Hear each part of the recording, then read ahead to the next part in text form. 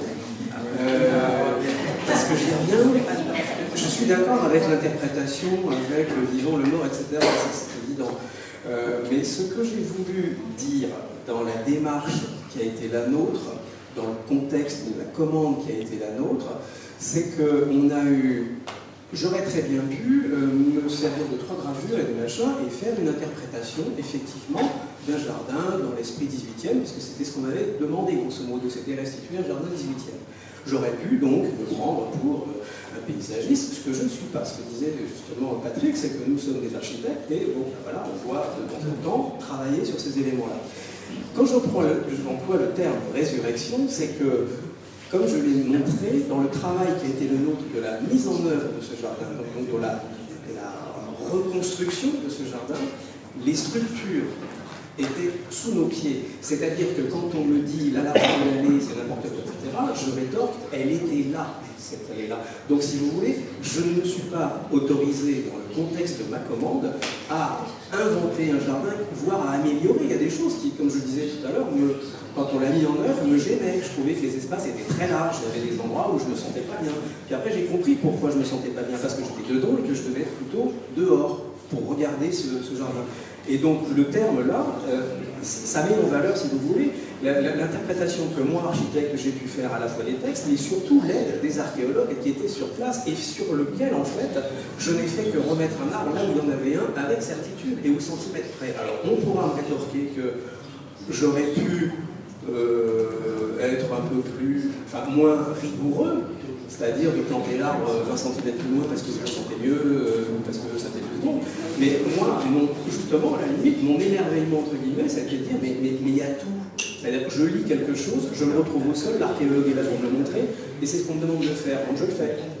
Et voilà, donc j'ai parfaitement conscience qu'effectivement, la part d'interprétation, la part de création, entre guillemets, c'est effectivement l'adaptation des végétaux, tant parce qu'il faut suivre les maladies, il faut suivre ces choses-là, puis en même temps pour la pérennité et ajouter des choses. Par exemple,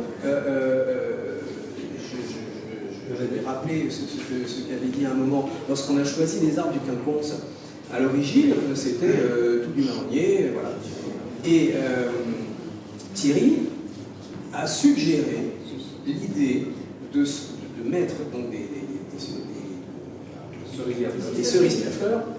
Pourquoi ? Parce que, comme il l'a dit, la hauteur, la densité, etc.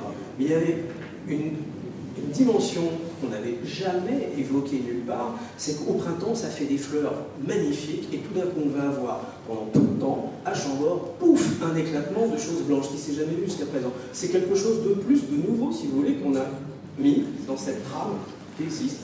Donc c'est pour ça que la trame, c'est pas moi qui l'ai inventée, elle était sous mes pieds, je l'ai ressortie, sauf qu'on a mis d'autres vêtements à la limite que ceux qui avaient poussé au 18e. C'est pas mystique, on ne mystique pas. Christophe, vous voulez dire quelque chose, je crois. Oui, il faut se rapprocher, Christophe, parce que je viens t'asseoir.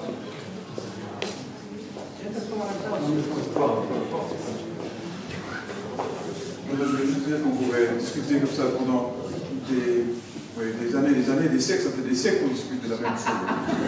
Donc je veux dire, moi je trouve qu'il y a une chose pour moi, enfin il y a quelque chose qui est à mon avis résolu. C'est que la question des restaurateurs, la question de la restauration pour prendre le projet d'Eric n'a plus rien à voir avec le souhait de retourner à un état historique.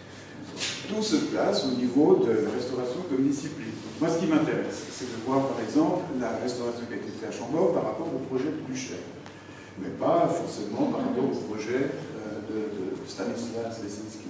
Donc, à partir du moment où, disons, on essaie toujours, on revient toujours à cette question périodique, mais ce n'était pas comme ça, c'est qu'on ne parle que de ça, et en fait, c'est pas de ça dont il s'agit. Je voulais juste simplement rétablir un tout petit peu disons, la question en disant qu'on raisonne à l'intérieur du domaine de la restauration comme discipline.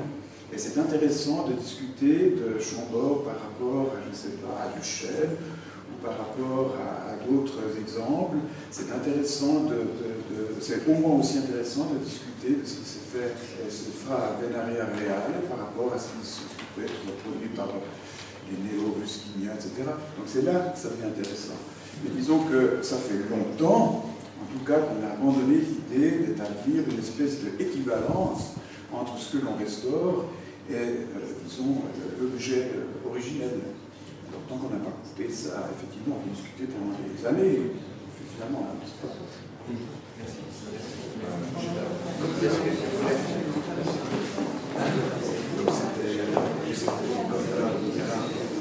Je reviens, mais on a le droit de s'interroger sur ce qu'on restaure et surtout ce qu'on fait disparaître. Parce qu'effectivement, si tu peux revenir sur la vue à nos avions du jardin qu'on a défait, je suis pas persuadé que le jardin soit mort.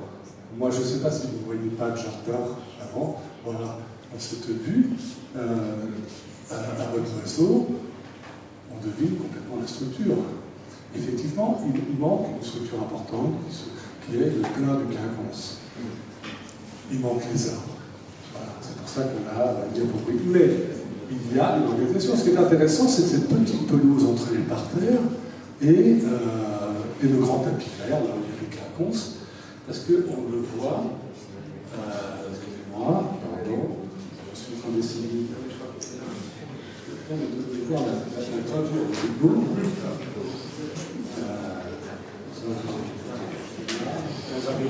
Voilà, ce petit rectangle, on le voit dans l'envers. Donc la structure au sol, quasiment, n'a pas disparu. Ce jardin n'est pas mort. S'il est mort, quand même, c'est parce que vous avez décapé 1 mètre de sol pour en mettre un. Mais il y avait une structure, il y avait ce qu'il était devenu. Et c'est là que c'est gênant, si vous voulez, dans la restauration. Comme vous dites, si vous voulez, on ne se pose pas la question, est-ce que ça est ça va, mais est-ce que le jardin qui nous est parvenu ne méritait pas d'être conservé? Ça s'est fait. C'était même pas un gardien, il y avait des... Mais pourquoi des jardins? Il y a des années de structure. Non, c'est pas un gardien. Non, c'est pas un jardin. Attendez. Pourquoi est-ce qu'il n'y avait pas un jardin? C'est parce que c'est pas un jardin. Pourquoi? Parce qu'il n'y a pas de fleurs? Parce qu'il n'y a pas d'arbre? On avait aussi, on avait cette espèce de no man's land entre le château et la forêt. On avait perdu tout rapport d'échelle du monument à ce Le rapport d'échelle, il est quand même un peu faussé maintenant. Mais non, il suffit simplement de passer cette photo-là avec celle actuelle, rien que la couleur va changer radicalement. Là, c'est tout vert, et maintenant, vous allez voir que c'est structuré, et la couleur dominante, c'est pas le vert, c'est devenu des allées, des promenades. Ce qui serait bien, c'est peut-être faire réagir d'autres personnes, parce que je pensais déjà le type d'opposition qu'il y a entre vous et l'idée d'un campo. Est-ce que le campo de Pise, par exemple, est-ce qu'on peut considérer que le campo de Pise, qui n'est en effet libre du tout, n'est pas un jardin? Or, le campo, vous voyez bien, la Piazza di Miracoli de Pise, c'est certainement un des plus beaux endroits du monde, il n'y a pas une seule fleurette, il n'y a pas une seule topière, il n'y a rien du tout. Bon, mais ça, je préférerais, parce que vous comprenez, on n'en sortira pas à cette conversation-là, n'est-ce pas? Après, techniquement, il y avait peut-être de la boue, peut-être il y avait des flaques, peut-être, mais ça peut être... On peut imaginer une espèce de green absolument encore supérieur à celui de Wimbledon, devant Chambord, et trouvé parce qu'on a des idées comme ça, parce que nous sommes des gens un peu siphonnés, que c'est très... Mais on n'en sortira pas. J'aimerais bien que des jeunes qui étaient là, et des étudiants qui font partie de la formation, se risquent à dire des choses, extraire des vieux barbons que nous sommes, parce que nous, vous comprenez, ça commence à sortir. Ça prend. Voilà. Hein? Alors, après, c'est vous qui allez les faire, ces gens-là. Qu'est-ce que vous pensez de ces choses? C'est-à-dire les techniques qu'on emploie, qui sont cachées, qui viennent remplacer les couches archéologiques qui disparaissent. Ça, c'est des choses qui se permettent peut-être dans le jardin, mais en architecture, c'est moins accepté. Est-ce que là, il y a une grande différence ou pas? Oui, c'est une question.